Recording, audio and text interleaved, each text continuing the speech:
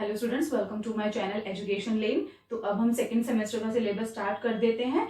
ठीक है, जैसे कि अब हमें क्या करना है, फर्स्ट सेमेस्टर का ही ये कंटिन्यूइंग है। जैसे कि मैकेनिक्स का भी हम सेकंड पार्ट करेंगे जो सेकंड सेमेस्टर का सिलेबस इंक्लूड करता है, और वैसे ही अब हम इलेक्ट्रिसिटी मैग्नेटिज्म का जो हमारा सेकंड पार्ट है जो कि है electromagnetic induction and electronic devices.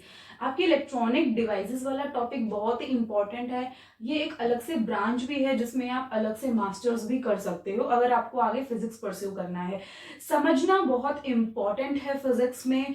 Electronic वाला जो आपका टॉपिक है वो बहुत ही इजी है। आप बहुत ही, अगर आपको वो समझ आ गया है तो आप उसके अकॉर्डिंग उसकी थ्योरी अपने आप लिख सकते हो। हालांकि मैं आपको यहाँ पे लिखवाऊंगी, आपको नोट्स की तरह पे प्रोवाइड करूंगी और आपको समझाऊंगी भी। तो अब हम स्टार्ट करते हैं इलेक्ट्रोमैग्नेटिक इंडक्शन टॉपिक से। ठीक है, उससे पहले मैं आपको एक दो तीन टर्म्स बता देती हूँ। ये टर्म्स आपने ऑलरेडी अपने 11th-12th में अपना किया हुआ है, बट स्टिल एक बार रिमाइंड कर लेते हैं। ठीक है, दो तीन टर्म्स हैं, रेजिस्टर, इंडक्टर और कैपेसिटर। हमें इनका यूज करना है। ठीक है, रेजिस्टर क्या है, रेजिस्टर, इंडक्टर, कैपेसिटर, ये सारे क्या है, डिवाइसेस हैं। ठीक है, अब जो रेजिस्टर है उसकी जो प्रॉपर्टी है उसको क्या बोलेंगे, रेजिस्टेंस। इंडक्टर है, डिवाइस है, उसकी जो प्रॉपर्टी होगी वो क्या होगी, इंडक्टेंस। सिमिलरली कैपेसिटर की डिवाइस है और उसकी प्रॉपर्टी क्या होगी, कैपेसिटेंस होगी। रेजिस्टर को हम आर से डिनोट करते हैं। इसका सिंबल कुछ इस तरीके से बनाया जाता है। ठीक है, इंडक्टर का सिंबल इस तरीके से बनाया जाता है, लाइक सोलेनॉइड, और इसको एल से डिनोट करते हैं, कैपिटल एल से। कैपेसिटर का सिंबल आपका दो पैरेलल लाइंस होती हैं, सी से डिनोट करते हैं इसको। ठीक है, अब ये तीनों जो है जब सर्किट में यूज होते हैं तो किस तरह से बिहेव करते हैं। ठीक है, फॉर एग्जांपल रेजिस्टर जो है वो क्या करता है कि अगर आपके सर्किट में करंट फ्लो कर रहा है तो उसके करंट के फ्लो को क्या करेगा, उसको रेजिस्ट करेगा, उसको कम करेगा, ताकि एकदम से ज्यादा करंट फ्लो होने की वजह से सर्किट डैमेज ना हो जाए। तो रेजिस्टर जो होता है वो हमारे इलेक्ट्रिकल डिवाइसेस को बचाता है कि एकदम ज्यादा से करंट का फ्लो होने की वजह से सर्किट डैमेज ना हो जाए। ठीक है, कैसे लिखेंगे, it's a two terminal device used to resist the flow of current in a circuit. Now inductor, inductor क्या करता है, किसी भी सर्किट में ईएमएफ इंड्यूस करता है। एक तो आपने बैटरी ऑलरेडी लगाई हुई है, इंडक्टर और क्या करता है, ईएमएफ इंड्यूस करेगा, और वो भी हमेशा कौन सी डायरेक्शन में करेगा, ऑपोजिट। फॉर एग्जांपल अगर करंट इस डायरेक्शन में फ्लो कर रहा है तो ईएमएफ जो होगा इंडक्टर की वजह से वो इस डायरेक्शन में इंड्यूस होगा। ठीक है, और जो इंड्यूस ईएमएफ होगा उसका फॉर्मूला क्या होगा, E is equal to -L/di/dt। ठीक है, ये फॉर्मूला जो है ये हमारा सेल्फ इंडक्टेंस में भी हम इसको यूज करते हैं। सेल्फ इंडक्टेंस, म्यूचुअल इंडक्टेंस, ये ऑलरेडी आपके 12th क्लास के टॉपिक्स हैं, तो ये मैं नहीं करवा रही हूँ। इन केस अगर आप चाहते हो कि मैं करवाऊं या फिर आपको समझाऊं तो please let me know in the comment section. ठीक है, लेकिन ये आपने ऑलरेडी किया हुआ है, तो हम सिर्फ टू द पॉइंट अपने सिलेबस की तरफ चल रहे हैं, एग्जाम पॉइंट ऑफ व्यू से कर रहे हैं। नोट्स आपको प्रोवाइड किए जाएंगे अच्छे से, ताकि आप एग्जाम में अच्छे से कर सको, और जो आपका रेलिवेंट होगा वो सारे टॉपिक समझाए जाएंगे। ठीक है, नाउ कैपेसिटर, कैपेसिटर कैसे लिखेंगे हम, two terminal device that stores electric charge in an electric field. अगर इलेक्ट्रिक फील्ड आपके पास प्रोवाइड की हुई है तो उसके अंदर इलेक्ट्रिक चार्ज होगा, तो कैपेसिटर क्या करता है, उस इलेक्ट्रिक चार्ज को अपने अंदर स्टोर करता है। ठीक है, इंडक्टर की एक बार डेफिनेशन देख लेते हैं, two terminal device used to store energy in a magnetic field when current flows through it. आपको पता है अगर कोई वायर से करंट जा रहा है तो उसके आसपास क्या होगी, एक मैग्नेटिक फील्ड डेवलप हो जाएगी, और अगर उसमें इंडक्टर भी हमने लगा रखा है तो इंडक्टर क्या करेगा, उस एनर्जी को स्टोर करेगा। ठीक है, अब ये जो हमारी टर्म्स हैं ये देख लीजिए आप एक बार, कि potential difference across resistor. For example आपका एक सर्किट बना हुआ है जिसमें आपका रेजिस्टर लगा हुआ है, एक बैटरी लगी हुई है, ये की है। ठीक है, ये रेजिस्टर आर है, ये बैटरी को हमने V से डिनोट कर दिया, या आप E से डिनोट कर दो, आप किसी से भी डिनोट कर सकते हो। ये की है, ये प्लस, ये माइनस। जैसे ही आपने करंट, आपने की को जो है वो क्लोज किया, सर्किट क्या हो गया, पूरा क्लोज हो गया है। ठीक है, तो करंट जो होगा वो फ्लो करेगा, तो इस करंट को, करंट इस डायरेक्शन में फ्लो करेगा, तो रेजिस्टर क्या करेगा, उसको थोड़ा सा रेजिस्ट करेगा कि एकदम ज्यादा से करंट ना फ्लो करे। ठीक है, पोटेंशियल डिफरेंस मतलब इसके अक्रॉस जो है, ये जो ईएमएफ हमारा निकल रहा है, जो पोटेंशियल हमारा आ रहा है, इसके अक्रॉस कुछ जो होगा हमारा पोटेंशियल ड्रॉप हो जाएगा, और वो पोटेंशियल ड्रॉप कितना होगा, आई आर, करंट कितना फ्लो कर रहा है वो, एंड मल्टीप्लाई बाय में resistance. Potential difference across capacitor, अगर यहाँ पे हमारा कैपेसिटर लग जाता है तो हमारा पोटेंशियल डिफरेंस उसके अक्रॉस कितना होगा, कितना ड्रॉप होगा, Q बाय C। ठीक है, Q क्या है, चार्ज, और C क्या है, कैपेसिटेंस। ठीक है, now EMF induced in a inductor. अब अगर सर्किट में हमारा इंडक्टर लगा हुआ है, फॉर एग्जांपल यहाँ पे हमारा इंडक्टर लगा हुआ है, ये आपका L हो गया, तो क्या होगा कि EMF इस डायरेक्शन में आ रहा है, तो इंड्यूस EMF क्या होगा, इस डायरेक्शन में होगा, क्या होगा, -L di/dt।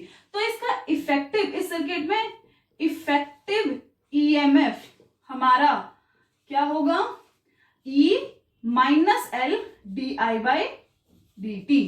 ठीक है, ये माइनस इसलिए है, ये किस लिए है, ये शो कर रहा है कि ये जो EMF इंड्यूस हो रहा है ये ऑपोजिट डायरेक्शन में हो रहा है। अब ये जो तीनों प्रॉपर्टीज हैं या इनके बारे में हमने जो भी पढ़ा, अब हम ये यूज करके हम ये देखेंगे कि किसी भी सर्किट में करंट का बिहेवियर कैसा है। करंट जब हम जैसे ही इंक्रीज करते हैं, हम बैटरी को ऑन करते हैं या बैटरी को फिर ऑफ करते हैं, तो हमारा करंट कैसे कैसे चेंज होगा।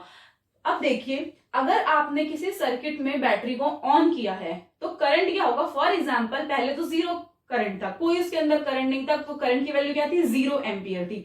लेकिन जैसे ही मैंने उसको ऑन किया, फॉर एग्जांपल उसमें करंट जो है वो 5 एम्पियर उसमें दौड़ने लग गया है। अगर 5 एम्पियर करंट उसमें दौड़ रहा है तो क्या ये करंट एकदम 0 से 5 पे हो गया है या फिर वो धीरे धीरे बढ़ा है। ठीक है, ऑब्वियसली वो एकदम स्विच नहीं किया है, हमारा करंट जो है वो कैसे बढ़ा है, धीरे धीरे बढ़ा है। लेकिन जो बढ़ने का जो टाइम है ना वो बहुत ही कम होता है, से for example 0.1 second, 0.001 second, 0.0001 second. तो जो टाइम होता है ये बहुत ही मिली सेकेंड्स का होता है। ठीक है, तो अब इस मिली सेकेंड्स में जो करंट है उसका ग्रोथ कैसा है, उसका नेचर कैसा है, कि वो सर्किट में किस तरीके से बढ़ रहा है, वो हमें देखना है। तो हमारे 4 केसेस बनेंगे। हम सर्किट में सबसे पहले लेंगे कि अगर हमारा सर्किट में रेजिस्टेंस है और इंडक्टर है तो हमारा जो करंट है वो बढ़ेगा कैसे और कम कैसे होगा जब बैटरी हट जाएगी, तो वो हमें इसका नेचर देखना है, that is growth and decay of current.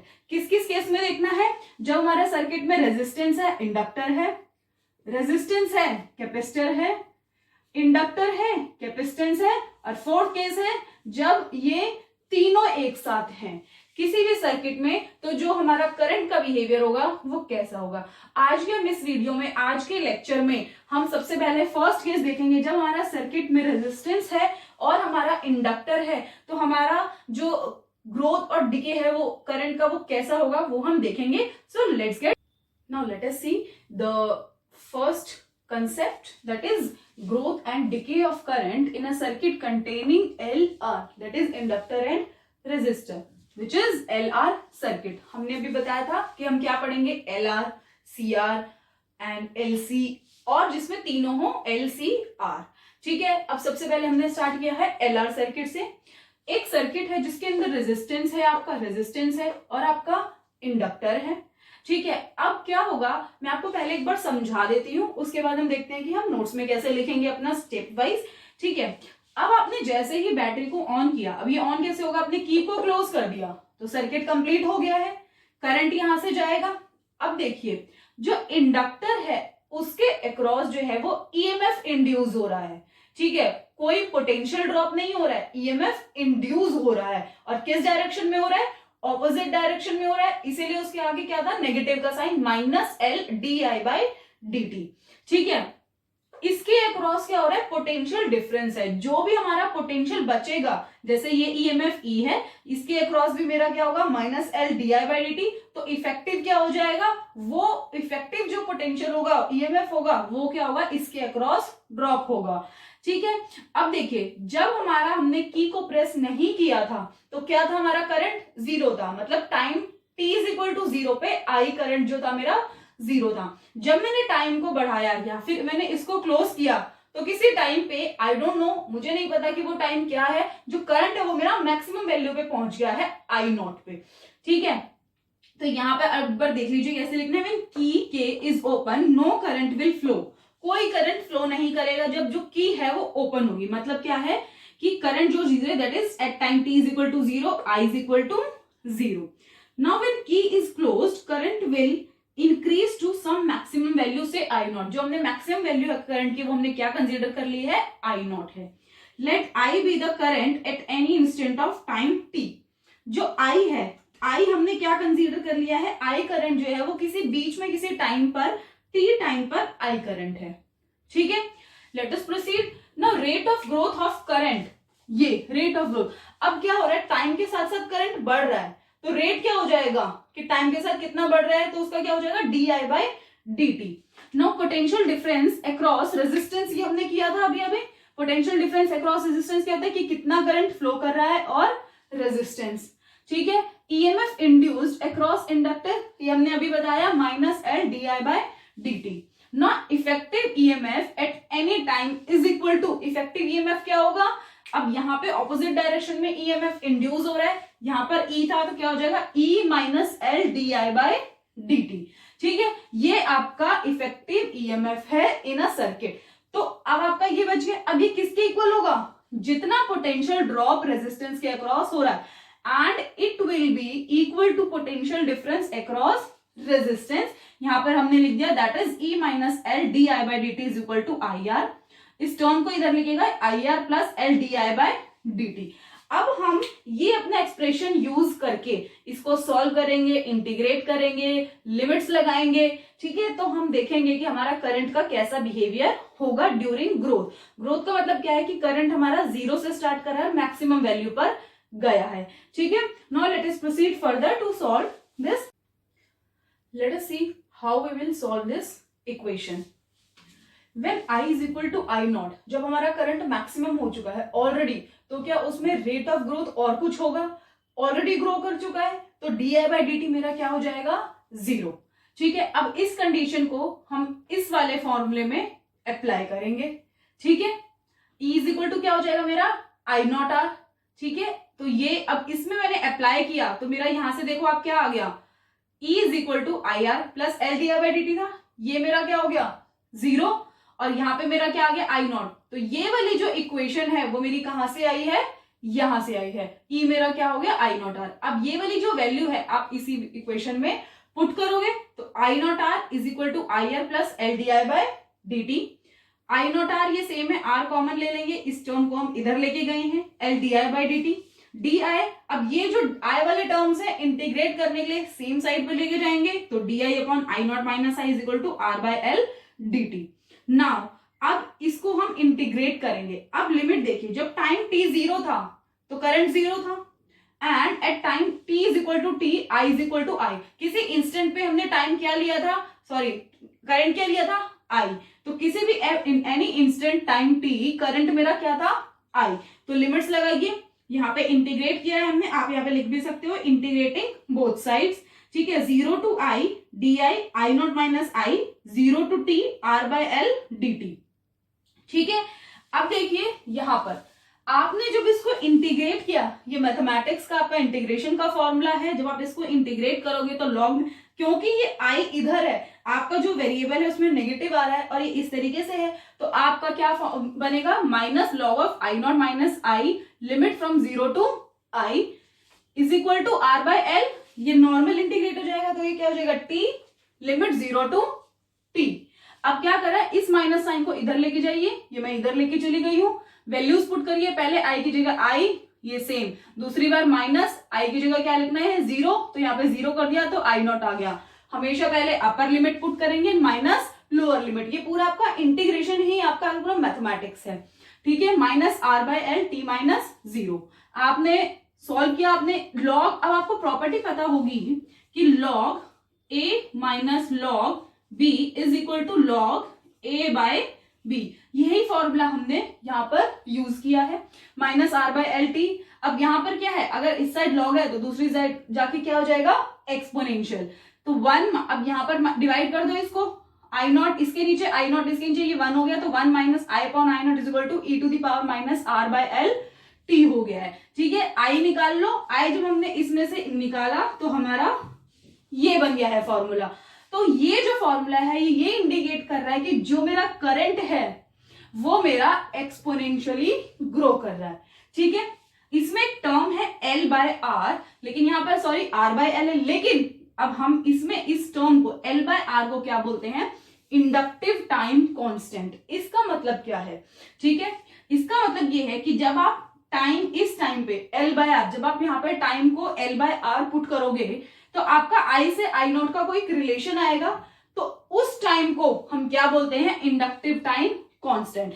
हम नेक्स्ट स्टेप में देखते हैं कि कैसा इसका बिहेवियर होगा ग्राफिकल, और उसके बाद हम देखते हैं कि L/R कैसे उसका ग्राफ के साथ वेरी करेगा, ठीक है। Let us see the next, now let us see the next step. If T is equal to L/R, हमने L/R को क्या बोला था, इंडक्टिव टाइम कांस्टेंट। इस टाइम कांस्टेंट का मतलब क्या है कि इस टाइम पर जब टाइम मैंने L/R किया तो मेरा करंट क्या हो गया, I is equal to I0 1 minus e to the power -1, ठीक है। E की वैल्यू थी 2.718, इसको लिख सकते हैं 1/e, ठीक है। I is equal to 0.632 of I0। मैंने इसको सॉल्व किया तो मेरी ये वाली वैल्यूज आई है। Now L/R is the time taken. अब L/R क्या है, it is the time taken by the current. ये टाइम किसने लिया है, करंट ने, to reach 0.632 times of its maximum value. Maximum कितनी है, I0, ठीक है, और ये कितना आ रहा है 0.632 टाइम्स। तो मतलब ये है कि मैक्सिमम करंट का इतना टाइम्स जब हो जाता है, जितने टाइम में होता है उस टाइम को क्या बोलते हैं, इंडक्टिव टाइम कांस्टेंट, और वो किसके इक्वल है, L/R के इक्वल है, ठीक है। ये मैंने यहाँ पे लिखा है। Let us see the graph. अब ये जो ग्राफ है ये एक्सपोनेंशियली इंक्रीज कर रहा है। L/R पे आपका जो करंट है वो कितना हुआ, 0.632 टाइम्स ऑफ I0। आपने टाइम इंक्रीज किया 2 times of L/R, 3 times of L/R, धीरे धीरे आपने इंक्रीज किया तो आपने क्या देखा कि आपका जो ग्राफ है वो इस तरीके से इंक्रीज हो रहा है, और ये जो इंक्रीज है ये कैसा है, एक्सपोनेंशियल है। अब यहाँ पे मैंने क्या लिखा, मीट एट इंफिनिटी। थ्योरेटिकली क्या हो रहा है कि मेरा मैक्सिमम करंट अटेन ही नहीं हो रहा है, बहुत टाइम लग जाएगा, लेकिन प्रैक्टिकली क्या होता है, मैक्सिमम करंट तो अटेन होता है, ठीक है। प्रैक्टिकली वैसे इसकी वैल्यू होती है 5L/R। जब आपका टाइम इतना हो जाता है तो आपका मैक्सिमम करंट अटेन हो जाता है, ठीक है। फिलहाल आपको ऐसे ही डायग्राम एग्जाम में बनाना है, दिस इज नॉट इंपॉर्टेंट। अगर आपको नहीं लिखना है तो आप नहीं लिख सकते हो, ठीक है, इसकी कोई कंपल्शन नहीं है। Now let us see the second part, that is decay of current. अब हमारा करंट कैसे डिके होगा, डिके होने के लिए हमें क्या करना है, हमारा करंट मैक्सिमम पहुंच गया है, I0 पे पहुंच गया है। अब क्या होगा, ईएमएफ क्या है, उसके अंदर ईएमएफ भी है, सर्किट जो है क्लोज है तभी उसके अंदर करंट फ्लो कर रहा है। अब हमें डिके में क्या करना है, करंट का सप्लाई जीरो करना है। वो कैसे करेंगे, ईएमएफ का सप्लाई जो है वो कम हटा दो, की को जो है ओपन कर दो। जैसे ही आप की को ओपन करोगे क्या होगा, करंट कम हो जाएगा, ईएमएफ कट जाएगा, ईएमएफ क्या हो जाएगा, जीरो। तो यहाँ पर ये जो ईएमएफ होगा ना आपका बैटरी वाला जो ईएमएफ ई था वो जीरो हो जाएगा। अब कैसे करना है, आपने जब टाइम टी जीरो था तो करंट क्या था, मैक्सिमम था। इस केस में हमने स्टार्ट किया, अभी सर्किट में करंट दौड़ रहा है तो करंट मैक्सिमम है, तो हमने इस टाइम को ले लिया कि टाइम टी जीरो पे हमारा जो करंट है वो मैक्सिमम है, ठीक है। जैसे ही टाइम बढ़ा टाइम टी पे, ठीक है, एक मान लो कोई प्रॉपर टाइम है कि हमारा करंट जीरो हो गया, तो अब हमें वो टाइम निकालना है, और एक हमें प्रॉपर एक बीच का टाइम निकालना है कि हम कैसे कैसे हमारा L/R, इसमें L/R की वैल्यू क्या होगी डिके में, और उसका नेचर देखना है कि डिके किस तरीके से होगा। डिके डायरेक्टली प्रोपोर्शन है कि एकदम डिके करेगा या किस तरीके से डिके करेगा, ठीक है। एक बार स्टेटमेंट देख लेते हैं कैसे लिखना है। When key K is pressed for time T much greater than L/R। जब हमने टाइम टी को बहुत टाइम तक प्रेस किया था तो मैक्सिमम करंट हो गया था, ठीक है। हमने लंबे टाइम तक उसको हमने सर्किट को जोड़ा रखा तो हमारा करंट क्या हो गया, मैक्सिमम हो गया। नाउ ऑन रिलीजिंग की अप्लाइड ईएमएफ बिकम्स जीरो। जैसे हमने की को हटा दिया हमारा सर्किट ब्रेक हो गया, अप्लाइड ईएमएफ क्या हो गया, zero, but current will take some time to decrease to zero. Current कुछ टाइम लेगा। EMF induced in circuit due to inductor. Inductor की वजह से क्या सर इंड्यूस हो रहा था, कितना ईएमएफ हो रहा था, -L/di/dt। ये हम ऑलरेडी कर चुके हैं। नाउ इक्वेशन, हमारी ये इक्वेशन थी E - L/di/dt is equal to IR थी।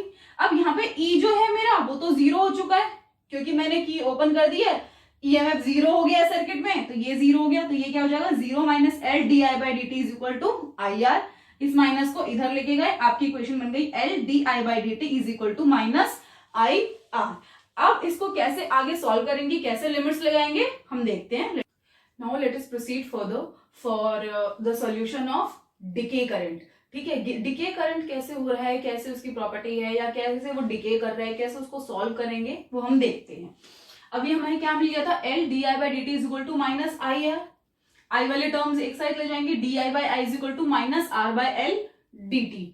ठीक है, आर बाय एल आपका इधर कांस्टेंट है।